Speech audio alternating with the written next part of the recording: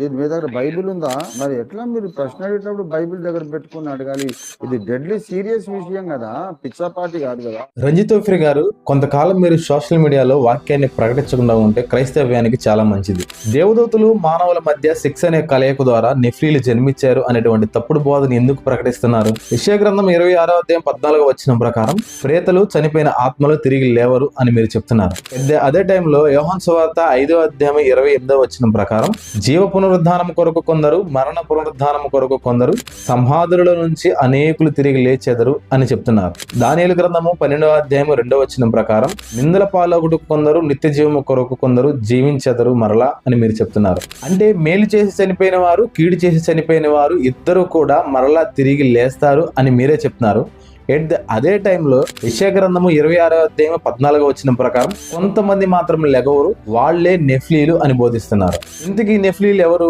దేవదూతలు మానవుల మధ్య సెక్స్ అనే కలయిక ద్వారా జన్మించినటువంటి వారు ఈ నెఫ్లీలు. అందుకే యెషయా గ్రంథము 26వ అధ్యాయం 14వ వచనంలో కొంతమంది తిరిగి లేవరు అనే వాక్య భాగం ఉంది కదా, వాళ్లే ఈ నెఫ్లీలు అని మీరు బోధిస్తున్నారు. దేవదూతల గురించి దేవుడు ఏం చెప్తున్నాడు? Praise lord, this is Jayaprakash and welcome to kingdom of God. గడిచినటువంటి 4 రోజుల క్రితం అద్దంకి రంజిత్ ఓఫిర్ అనేటువంటి దైవజనులు యథార్థవాది అనేటువంటి యూట్యూబ్ ఛానల్లో క్రైస్తవ విశ్వాసులకి బైబిల్ గ్రంథంలో ఉన్నటువంటి ప్రశ్నలకి సమాధానం చెప్పేటువంటి కార్యక్రమంలో పాల్గొన్నారు. ఈ కార్యక్రమానికి ఒక విశ్వాసి కాల్ చేసి ఈ విధంగా ఒక ప్రశ్న అడిగారు. రంజిత్ ఓఫిర్ గారు, మీరు రాసినటువంటి పుస్తకాలన్నీ నేను చదివాను, అయితే ఆ పుస్తకాలలో నిమ్రోదు మరలా తిరిగి జన్మిస్తాడు అనేటువంటి వాక్య భాగాన్ని నేను చదివాను.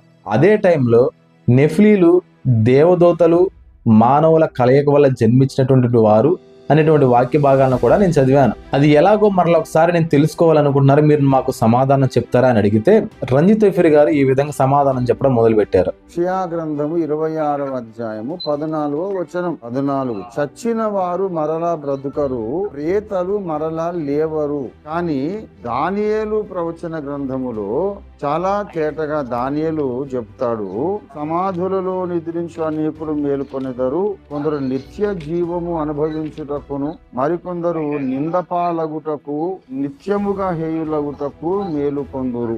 యోహాను సువార్త 5వ అధ్యాయము 28వ వచనం. ఇక్కడ పునరుద్ధానం ఉన్నదని స్పష్టంగా చెబుతూ యెషయా 26:14లో ప్రేతలు మరలా లేవరని ఉంది కదా, ఇది కాంట్రడిక్షన్ గా ఉంది కదా అని మనం పరిశోధిస్తే మూల భాషలో అక్కడ ఉన్న మాట ఈ నెఫీలులు పునరుద్ధానము చెందరు అని ఉంటది. దేవుని డిజైనింగ్ లో ఉన్న శరీరాలవి కాదు, కాబట్టి ఆ శరీరాలకు పునరుద్ధానం ఉండదు. వీడియో క్లిప్ చూసారు కదా, రంజిత్ ఓఫిర్ గారు ఏమంటున్నారంటే యెషయా గ్రంథము 26వ అధ్యాయం 14వ వచనంలో చనిపోయినటువంటి వారు కొంతమంది తిరిగి లేవరు అని దేవుని యొక్క వాక్యం చెప్తుంది.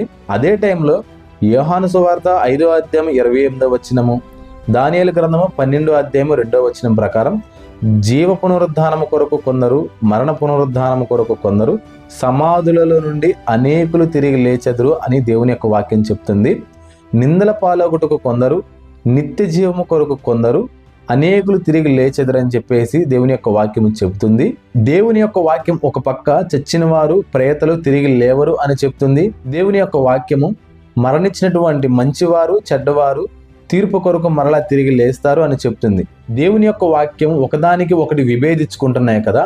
ఎందుకు ఈ విధంగా విభేదించుకుంటున్నాయి అని అంటే యెషయా గ్రంథము 26వ అధ్యాయం 14వ వచనంలో ఉన్నటువంటి చచ్చిన వారు తిరిగి లేవరు, ప్రేతలు తిరిగి లేవరు అనేటువంటి వాక్య భాగాన గనక మనం ఆదిమ హెబ్రీ భాషలో చూడగలిగితే నెఫ్లీలు తిరిగి లేవరు అనేటువంటి అర్థాన్ని మనం చూస్తాము అని అంటున్నారు. అసలు యెషయా గ్రంథము 26వ అధ్యాయం 14వ వచనాన్ని గనక మనం స్పష్టంగా గమనిస్తే అసలు పునరుద్ధానం కొరకు సంబంధించినటువంటి వాక్య భాగమే కాదు, ఆ సందర్భమే కాదు. యెషయా గ్రంథము 26వ అధ్యాయం అనేది ఇశ్రాయేలు ప్రజలు, యూదా దేశ ప్రజలు దేవుణ్ణి స్తుతిస్తూ కీర్తిస్తూ దేవుణ్ణి కొనియాడుతున్నటువంటి సందర్భంలో రాయబడినటువంటి అధ్యాయము. కానీ జీవ పునరుద్ధానము కొరకు, మరణ పునరుద్ధానము కొరకు అసలు పునరుద్ధాన సందర్భంలో రాయబడినది ఈ యెషయా గ్రంథము 26వ అధ్యాయము కాదు. కేవలము దేవుణ్ణి స్తుతిస్తూ రాయబడినటువంటి సందర్భంలో మాత్రమే యెషయా గ్రంథము 26వ అధ్యాయాన్ని మనం చూస్తాము. ప్రేతలు లేవరు అనేటువంటి మాట ఆదిమ హెబ్రీ భాషలో రెఫాయిం అనేటువంటి మాటని మనం చూస్తాము. రెఫాయిం అనేటువంటి మాట ఏమిటంటే నిస్సహాయులు, శక్తి లేనివారు, తిరిగి లేవలేని వారు, మరణించిన వారు అనేటువంటి అర్థాలను తీసుకొస్తుంది. ఈ రెఫాయిము అనేటువంటి మాటకి అద్దంకి రంజిత్ తోఫీ గారు జోడించినటువంటి మాట ఏమిటి?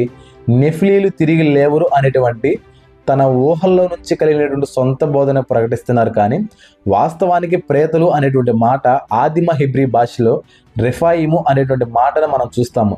రెఫాయిము అనే మాటకు అర్థము మరణించిన వారు, తిరిగి లేవలేని వారు, శక్తిహీనులు, శక్తి లేనివారు. అంటే ఈ యెషయా గ్రంథము 26వ అధ్యాయం ఏ సందర్భానికి సంబంధించింది? రాజ్యాలను, రాజులను ఇశ్రాయేలు ప్రజల ముందు నుంచి దేవుడు తొలగించాడు కదా, వాటన్నిటిని ఇశ్రాయేలు ప్రజలు జ్ఞాపకం చేసుకుంటూ దేవుణ్ణి కొనియాడుతున్నటువంటి సందర్భం. సో ఈ సందర్భంలో ఈ ప్రేతలు అనేటువంటి మాట రాజ్యాలు మరలా తిరిగి శక్తి పొందుకోలేవు, రాజ్యాలు మరలా తిరిగి మా ముందు నిలబడలేవు, ఏ రాజులు కూడా మా ముందు నిలబడలేరు అనేటువంటి సందర్భంలోకి వస్తుంది. కానీ జీవ మరణ పునరుద్ధానాలకు సంబంధించినటువంటి మాట అయితే మాత్రం ఈ యొక్క వాక్య భాగము కాదు. సో ఒకవేళ అద్దంకి రంజిత్ తోఫీ గారు చెప్పిన విధంగా యెషయా గ్రంథము 26వ అధ్యాయం 14వ వచనంలో ఉన్నటువంటి ప్రేతలు అనేటువంటి మాట నెఫ్లీలే అనే అర్థాన్ని తీసుకొస్తే, నెఫ్లీలు తిరిగి లేవరు అనేటువంటి అర్థాన్ని తీసుకొస్తే, ఈ నెఫ్లీలు ఎవరు? వారికి రక్త మాంసాలు లేవా? వారికి ఆత్మ లేదా? వారు మరణించలేదా? ఈ నెఫ్లీలు ఎవరికి జన్మించారు? దేవదూతలు మానవుల మధ్య సెక్స్ అనే కలయిక ద్వారా జన్మించినటువంటి వారి ఈ నెఫ్లీలు అయితే ఇక్కడే మనకు అనేకమైన ప్రశ్నలు వస్తాయి. అసలు దేవదూతలు సంతానోత్పత్తి స్వభావాన్ని కలిగి ఉన్నాయా అని. యేసుక్రీస్తు ప్రభువారు ఒకసారి లూకాసు వార్త 24వ అధ్యాయము 39వ వచనంలో మాట్లాడుతూ ఈ విధంగా ఒక మాటను చెప్పారు. దేవదూతలకు, ఆత్మలకు, భూతాలకు ఇలాగున శరీరము, ఎముకలు ఉండవు అని బోధించారు. అంటే దేవదూతలకి, భూతాలకి, ఆత్మలకి ఎముకలు, శరీరం అనేవి ఉండవని చాలా స్పష్టంగా అర్థమవుతుంది. అదే టైంలో హెబ్రీలకు రాసినటువంటి పత్రిక 2వ అధ్యాయం 16వ వచనంలో దేవదూతల స్వభావాన్ని ధరించుకొనక ఆయన మానవ స్వభావాన్ని ధరించుకొని మన మధ్యలోనికి వచ్చును అనేటువంటి మాటను మనం గమనిస్తాము. అంటే దేవదూతలు అనేవారు మరణము లేనివారు, దేవదూతలు అనేవారు శరీరము, ఎముకలు లేనివారు. అలాంటి వ్యక్తిత్వం కలిగినటువంటి వారు, శరీరము లేనివారు, ఎముకలు లేనివారు, మరణం లేనివారు, మరణం ఉన్నటువంటి, శరీరం ఉన్నటువంటి, ఎముకలు ఉన్నటువంటి మానవులతో ఎలా కలయికను జరపగలుగుతారు? దేవదూతలు మానవులతో కలయిక చేయగలుగుతారు అనేటువంటి ఒక్క వాక్య భాగాన్ని కూడా, ఒక్క సందర్భాన్ని కూడా మనం చూడం. యెషయా గ్రంథము 26వ అధ్యాయం 14వ వచనము తిరిగి లేవనటువంటి ప్రేతలు నెఫ్లీలు అయితే ఈ ప్రశ్నలన్నింటికి అద్దంకి రంజిత్ తోఫీ గారు సమాధానం చెప్తే చాలా బాగుంటుంది. అసలు మానవులతో కలయిక చేసేటువంటి సామర్థ్యం అనేది, సంతానోత్పత్తి స్వభావం అనేది దేవదూతలకు ఉందా? దేవదూతలను దేవుడు ఎప్పుడు సృష్టించాడు? ఎలా సృష్టించాడు? వాటి స్వభావాలు ఏంటి అనేటువంటి దేవదూతలకు సంబంధించినటువంటి అన్ని ప్రశ్నలకు సమాధానాలు మీరు చెప్పగలిగితే ఆ తర్వాత మాత్రమే దేవదూతలలో నుంచి ఈ నెఫ్లీలు అనేటువంటి వారు జన్మించారనేటువంటి విషయాన్ని మీరు బోధించడానికి ప్రయత్నించండి. కానీ కేవలము వాక్యానికి వాక్యము విభేదించుకుంటుంది కదా, ఈ వాక్య సందర్భం వేరు, ఆ వాక్య భాగ సందర్భం వేరు అనేటువంటి విషయాన్ని పక్కన పెట్టి ఈ వాక్య భాగము, ఆ వాక్య భాగము ఒకదానికొకటి విభేదించుకుంటున్నాయి కదా, ఏంటి ఆ విభేదించుకునేటువంటి విషయం అనేటువంటి ఆలోచన మీరు చేసి మీ సొంత బోధని క్రైస్తవంలోనికి ప్రచారం చేస్తామనంటే ఇది జరిగిపోయినటువంటి 30 సంవత్సరాల క్రితం ఉన్నటువంటి యవనస్తులు ఈ కాలంలో లేరు. 30 సంవత్సరాల క్రితం మీరు చేసినటువంటి బోధలు వినటువంటి విశ్వాసులు ఈ కాలంలో లేరు.